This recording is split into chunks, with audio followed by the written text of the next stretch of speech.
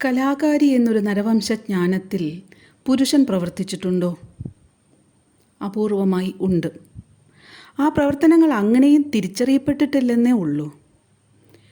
ദേശീയ കലാചരിത്രത്തിൽ വേണ്ടവിധം രേഖപ്പെടുത്താതെ പോകുക എന്ന അവസ്ഥ കലാകാരിയുടെ നരവംശാനുഭവത്തിൽ പെടുന്നു.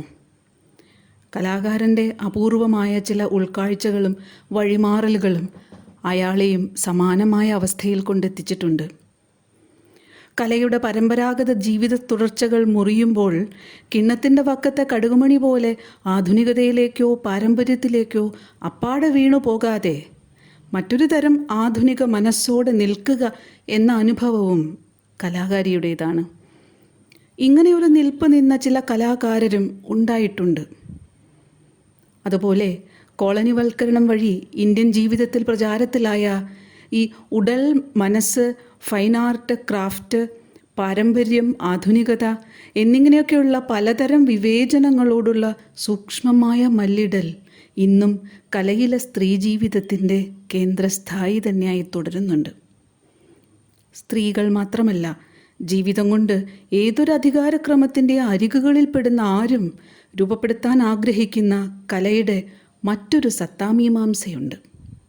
അവിടെ ക്രമരഹിതമായ പാർശ്വബോധങ്ങളുടെ സാധ്യതകൾ ധാരാളമുണ്ട്. കലയുടെ ചിട്ടപ്പെട്ട വകുപ്പുകളിലും മാധ്യമ രീതികളിലും ഒതുങ്ങാതെ നെയ്ത് നീങ്ങിയ രാഷ്ട്രീയ നൂലുള്ളവരുടെ ജീവിതത്തിൻ്റെ ഒരു ചിതറലാണത്.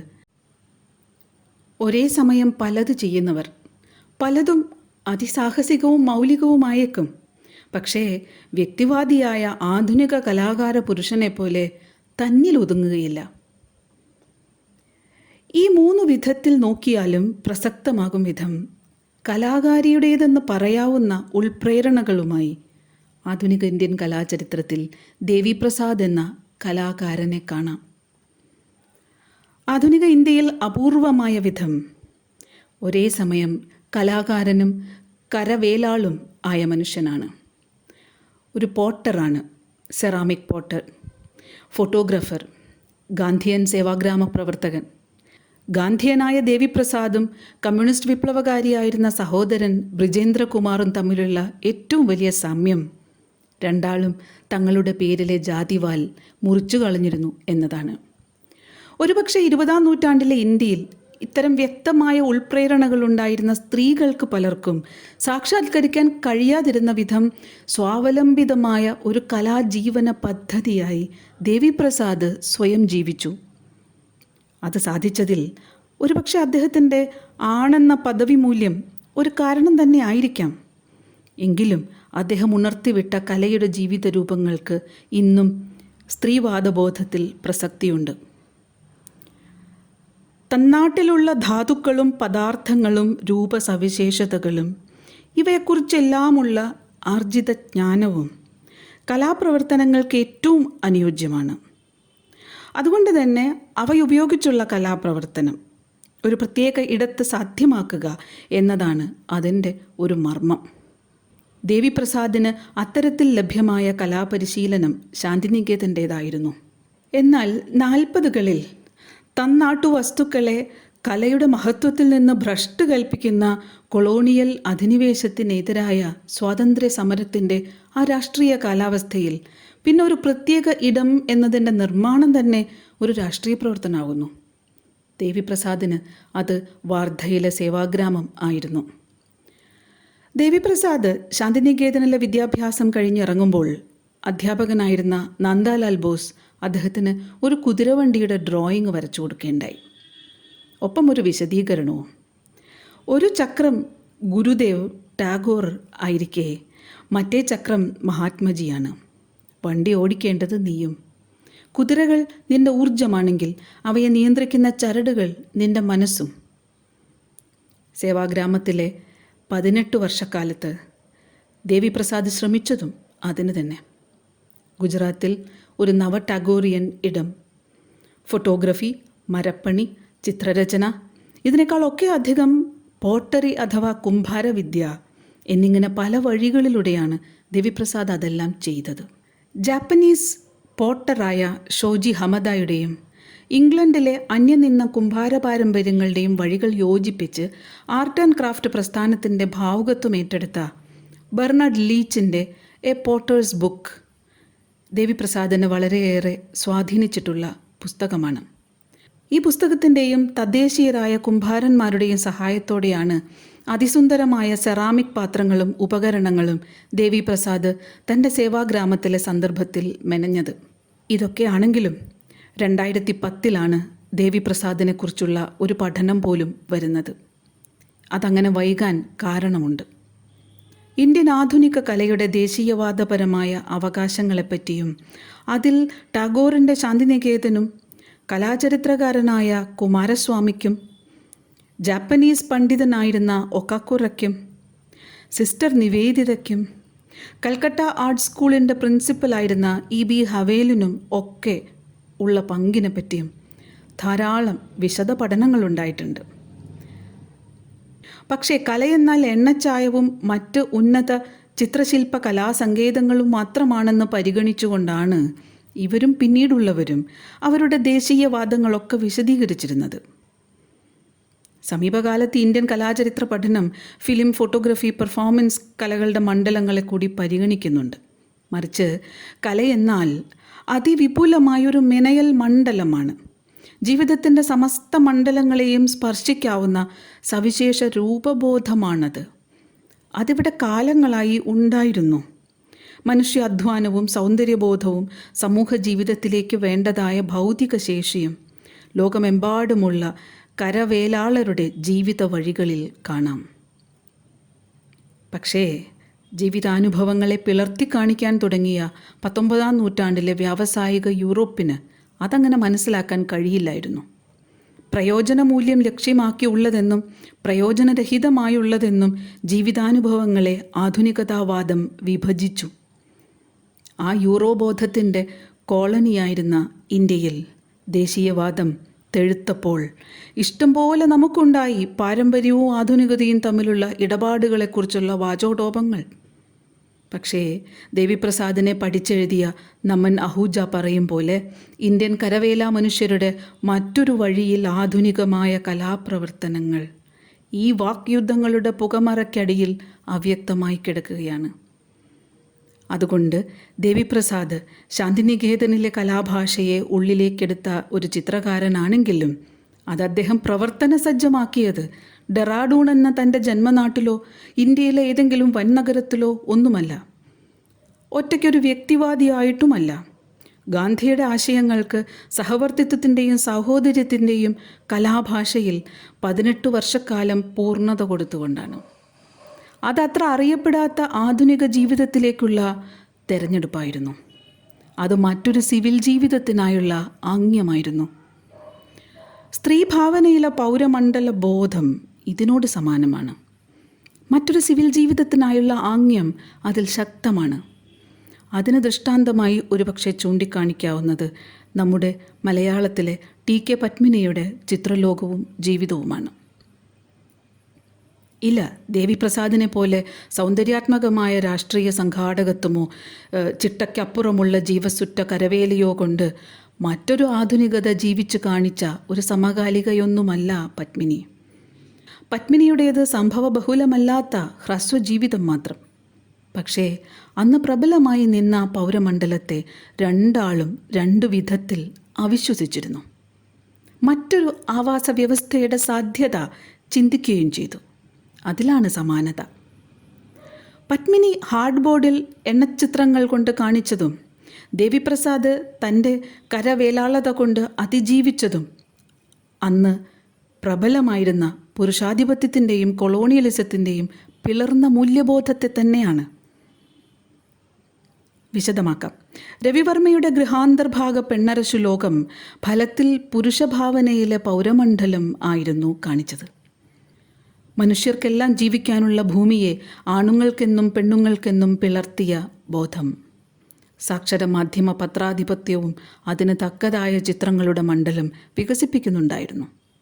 എന്നാൽ പത്മിനി എണ്ണ കൂട്ടിയെടുത്തത് വീട്ടകങ്ങളല്ല, മനുഷ്യൻ്റെ നാടകങ്ങൾക്ക് വെറും പശ്ചാത്തലമാകുന്ന പ്രകൃതിയുമല്ല. ആണും പെണ്ണും പുഴയും വൃക്ഷങ്ങളും കുഞ്ഞുങ്ങളും സസ്യങ്ങളും കാവുകളും കുളങ്ങളും മത്സ്യങ്ങളും എല്ലാം ഇഴചേർന്ന് കാണുന്ന ഇരുണ്ട ജീവിതാവാസ വ്യവസ്ഥയാണ് ഓരോ പത്മിനി ചിത്രവും. ഞാൻ സർവവും തെളിച്ചു കാണിക്കാം എന്ന ആ എണ്ണച്ചായ ചിത്രകാരൻ്റെ ഭാവമില്ല അതിലൊന്നും. കൂരിരുട്ടിൽ മുനിഞ്ഞു കത്തുന്ന മാതൃക്രമങ്ങളും ജീവജാല മഹിമയുമാണ്. മദിരാശിയിൽ ആർട്ട് സ്കൂളിൽ പഠിക്കാൻ പോകാനായുള്ള ആഗ്രഹത്താൽ അമ്മാവൻ്റെ മനസ്സാക്ഷിയിൽ പത്മിനി തൻ്റെ സാന്നിധ്യം കൊണ്ട് ഏൽപ്പിച്ച ആഘാതം പോലെ ഈ ചിത്രഭാഷയും സാക്ഷര പത്രാധിപത്യ മധ്യവർഗ പുരുഷ ലോകത്തിനു മുന്നിൽ മറ്റൊരു സിവിൽ ജീവിതത്തിനായുള്ള ആംഗ്യം സമൗനം കാണിക്കുന്നുണ്ടായിരുന്നു. കൊളോണിയൽ ആധുനികതയുടെ ബാക്കിയായി അന്നത്തെ തൻ്റെ സ്വാതന്ത്ര്യാനന്തര രാഷ്ട്രജീവിതത്തിലും തുടർന്ന പിളർപ്പ് ബോധം ദേവിപ്രസാദ് അതിജീവിച്ചത് മറ്റൊരു വഴിക്കാണ്. അദ്ദേഹം ഏകപക്ഷീയമായി കലാകാരനോ കരകൗശലക്കാരനോ ആകാതിരുന്നു. മറ്റൊരു തരം ആധുനിക കരവേലാളതയിലേക്ക് കടന്നു. ആർട്ടിസ്റ്റ് ക്രാഫ്റ്റ്സ്മാൻ എന്നൊക്കെ വിളിക്കാവുന്ന ഒന്നിലേക്ക്. ഇന്ത്യൻ ദേശീയവാദത്തിലും സ്വദേശി പ്രസ്ഥാനത്തിലും കലയുടെയും കരവേലയുടെയും സൗന്ദര്യശാസ്ത്രപരമായ വേരുകൾ ശക്തമായി ഉണ്ടായിരുന്നെങ്കിലും അതിൽ ഇടനിലയിൽ പ്രവർത്തിച്ച ഇന്ത്യൻ ഉദ്യോഗസ്ഥ മധ്യവർഗീയുടെ ഭരണകൂട നയങ്ങൾ വളരെ വ്യക്തമായിരുന്നു. ഖാദി ബോർഡും ഹാൻഡിക്രാഫ്റ്റ് സഹകരണ സംഘങ്ങളുമൊക്കെ നെയ്ത്തുകാരും കുംഭാരന്മാരും എല്ലാം അടങ്ങുന്ന മനുഷ്യരുടെ സാമ്പത്തിക ഉന്നമനം ലക്ഷ്യം വച്ചു. പക്ഷേ അവരുടെ സൗന്ദര്യശാസ്ത്രം നഷ്ടം വച്ചു. മൂല്യവും കൂലിയും കുറഞ്ഞ ആകർഷക ചരക്കുകൾ നിർമ്മിക്കുകയല്ല ആ സൗന്ദര്യബോധം. അത് തന്നാട്ടു സവിശേഷമായ സാമഗ്രികൾ കൊണ്ട് പൂർണ്ണമായും സ്വയം പര്യാപ്തമായ ഒരു തദ്ദേശീയ സാമ്പത്തിക വിനിമയ ക്രമത്തിൽ പ്രവർത്തിക്കുക എന്നതാണ്. ആ സൗന്ദര്യബോധത്തെ അവഗണിച്ചുകൊണ്ട് തങ്ങളുടെ ഘടനകളെ തകർക്കുന്ന വ്യാവസായിക ഉൽപ്പാദനവുമായി മത്സരിക്കാൻ തന്നെയാണ് ഇന്ത്യൻ ക്രാഫ്റ്റ്സ്മാനോട് ഇന്ത്യൻ ഭരണകൂടങ്ങൾ ക്ഷണിക്കുന്നുണ്ടായിരുന്നത്. ഇവിടെ മറ്റൊരു ആധുനികത സാധ്യമാണ് എന്ന് ദേവിപ്രസാദിന് മനസ്സിലായി. അത് ഒരു രാഷ്ട്രം ഏറ്റെടുക്കില്ലായിരിക്കും. ഒരു ആർട്ട് ഗാലറി പ്രദർശകനായി അദ്ദേഹം ഒരിക്കലും സ്വയം കണ്ടില്ല. ഇന്ത്യൻ ചിത്രകാരൻ എന്ന ക്രമം അങ്ങനെ ഒരാളെ ഏറ്റെടുക്കില്ലായിരിക്കും. പക്ഷേ തങ്ങൾ ഒരേ സമയം കലാകാരരും കരവേലക്കാരും ആണെന്ന് കാണുന്ന കരവേലാളരുടെ ഒരു പ്രസ്ഥാനം സ്റ്റുഡിയോ പോട്ടറി മൂവ്മെൻറ്റ് എന്ന പേരിൽ ലോകത്തുണ്ട്. അത് കണ്ടെത്താൻ ദേവിപ്രസാദിൻ്റെ അന്തർദേശീയതയ്ക്ക് ആവുമായിരുന്നു. കരവേലാളർ, ആർട്ടിസ്റ്റ് ക്രാഫ്റ്റ്സ്മാൻ കരകൗശലക്കാരനല്ല. പക്ഷെ താനുണ്ടാക്കുന്ന ഒരു വസ്തുവിൻ്റെ സാമൂഹികമായ പ്രയോജനം അയാളിലെ അധ്വാനിയെ ആനന്ദിപ്പിക്കുകയേ ഉള്ളൂ. അതിൻ്റെ കലാപരമായ നിഷ്പ്രയോജനത്തെ മുൻനിർത്താൻ വേണ്ടി അയാൾ പ്രത്യേകം മെനക്കെടില്ല. വ്യക്തിവാദിയുടെ ആധുനികതയെ അല്ല അയാളുടേത്. കല അയാളെ സംബന്ധിച്ച് ഏതു മെനയലിൻ്റെയും ഹൃദയതത്വമാണ്. The magic of every making. Painting, ശില്പം തുടങ്ങിയ ഉന്നത കലയുടെ പദവി മൂല്യങ്ങളെ കരവേലാളർ തങ്ങളുടെ മെനയലിൻ്റെ ആ ഹൃദയതത്വത്തിലേക്ക് ആകർഷിക്കുകയും ചെയ്യും. ആ അർത്ഥത്തിൽ അവർ കലാകാരർ ആകുന്നു. മെനയലിൻ്റെ ഹൃദയതത്വം അറിഞ്ഞവർക്കുണ്ടോ ലളിതകലയെന്നും പ്രയുക്തകലയെന്നുമുള്ള വേർതിരിവ്? അവർക്കുണ്ടോ ജീവിതമെന്നും രാഷ്ട്രീയ പ്രവർത്തനമെന്നും വ്യത്യാസം? ചിത്രകല, ഡ്രോയിങ്, ഫോട്ടോഗ്രഫി, തുണിനെയ്ത്ത്, സ്റ്റുഡിയോ പോട്ടറി, നയ്യിത്തലീം എന്ന ജേർണലിൻ്റെ പത്രാധിപർ, വിനോദ ഭാവെയുടെ ഭൂദാനം പ്രസ്ഥാനത്തിൻ്റെ ഭാഗമായി ഗ്രാമാന്തരങ്ങളിൽ സഞ്ചരിച്ച് ഇന്ത്യയിലെ വൈവിധ്യപൂർണമായ മെനയൽ വൈദഗ്ധ്യങ്ങൾ പഠിച്ചെടുക്കൽ എന്നിങ്ങനെ പലതുകളിലൂടെയാണ് ദേവിപ്രസാദിൻ്റെ സേവാ സാഹോദര്യ പ്രസ്ഥാനം അതിൻ്റെ സൗന്ദര്യത്തോടെ കടന്നുപോയിക്കൊണ്ടിരുന്നത്. 1948 ജയ്പൂർ കോൺഗ്രസ് സെഷനിൽ സേവാഗ്രാമിൻ്റെ സർവോദയ കലാപ്രദർശനം മാത്രമല്ല, ദശലക്ഷം ചതുരശ്ര അടി വരുന്ന പ്രദർശന മൈതാനമൊട്ടാകെ ഡിസൈൻ ചെയ്തതും ദേവിപ്രസാദാണ്. മുളയിലും മരത്തിലും ഈറ്റയിലുമൊക്കെയാണ് ആ കെട്ടിടങ്ങളും കമാനങ്ങളും മെനഞ്ഞത്. അന്നാട്ടിലെ ആശാരിമാരും പണിയാളരും ആർജിച്ച അറിവിൻ്റെ പങ്കുവെപ്പമേലാണ് അത് സാധ്യമായത് എന്ന് ദേവിപ്രസാദ് വ്യക്തമായി എഴുതി വയ്ക്കുന്നുണ്ട്. ഇന്ന് ഗ്ലോബൽ എന്നോ കണ്ടംപററി എന്നോ പേരിട്ട് ലോകമാസകലം എല്ലായിടത്തും ഒരേ വസ്തുക്കൾ കൊണ്ടുള്ള ഒരേ ഡിസൈനുകൾ പണിയുന്ന വാർപ്പ് മാതൃകകൾ കലാത്മകം എന്ന് തെറ്റിദ്ധരിക്കപ്പെടുകയാണ്. തന്നാട്ടു പണിക്കാരില്ല, അന്നാട്ടു ജ്ഞാനമില്ല. പണിയാളർ കൂലിക്കാർ മാത്രം. കരവേലാളർ അഥവാ ആർട്ടിസ്റ്റ് ക്രാഫ്റ്റ്സ്മാൻ എന്ന ആ മറ്റൊരു തരം ആധുനികത അസാധ്യമാകും വിധം ലോകം ക്യാപിറ്റലിസത്തിൻ്റെ ആഘോഷവാർപ്പുകളെ ഡിസൈൻ എന്ന പേരിൽ പദവി മൂല്യം കൂട്ടിക്കാണിക്കുന്നു. ജയ്പൂർ കോൺഗ്രസ് സെഷൻ്റെ മൈതാനം പോലൊന്ന് പിന്നീട് ദേവിപ്രസാദ് ചെയ്തിട്ടില്ല. പക്ഷേ ആ ജീവിതം മുഴുവനും ഇതേ സാഹസികത നിലനിന്നു. ഒരു കലാസൃഷ്ടി ഉണ്ടാക്കിയെടുക്കലെന്ന പ്രക്രിയ അതിൻ്റെ സാങ്കേതിക വിദ്യയും ക്രമപ്പെടുത്തലുമായി അത്യന്തം ബന്ധപ്പെട്ടതാണ്. അതുകൊണ്ട് കളിമണ്ണിൽ പണിത കുടങ്ങളും വസ്തുക്കളും അവയൊക്കെ ചുട്ടെടുക്കാനുള്ള ചൂളകൾ തങ്ങളുടെ സന്ദർഭത്തിനനുസരിച്ച് ക്രമപ്പെടുത്തൽ എന്നത് പല കാലത്തും പല പാരമ്പര്യങ്ങളിലും വലിയൊരു പരീക്ഷണമാണ്. സെറാമിക് കുടങ്ങൾ അവയുടെ ഗ്ലേസ് കൊണ്ടാണ് അത്യാകർഷകമാകുന്നത്. ഈ ഗ്ലേസുകളുടെ കണ്ടെത്തൽ സർഗാത്മകമായ ഒരു പരീക്ഷണമാണ്. മെനയലിൽ, മേക്കിങ്ങിൽ കരവേലാളർ പരീക്ഷണം നടത്തിയ മൺപാത്രത്തിനുള്ളത് ഒരു ചിഹ്ന ഭാഷയാണ്. ഓരോ കുടവും പറയുന്നു, ജലപാനങ്ങളെ പ്രണയികളെ, മരണമേ പിറവിയെ, എത്രയും മധുകൂറുന്ന ലോകമേ, ഞാൻ നിന്നെ ഉൾക്കൊള്ളുന്നു. ഇനിയിപ്പോൾ പാരമ്പര്യത്തിൻ്റെ ഭാരമില്ലാത്ത ഫോട്ടോഗ്രഫി പോലുള്ളവയാണെന്നിരിക്കട്ടെ, ഡെവലപ്പ് ചെയ്യുന്ന പ്രക്രിയയിലും സാഹചര്യങ്ങളിലും മറ്റുള്ളവരിൽ നിന്നും അത് ആർജിക്കുന്ന ജ്ഞാനം പ്രധാനമാണ്.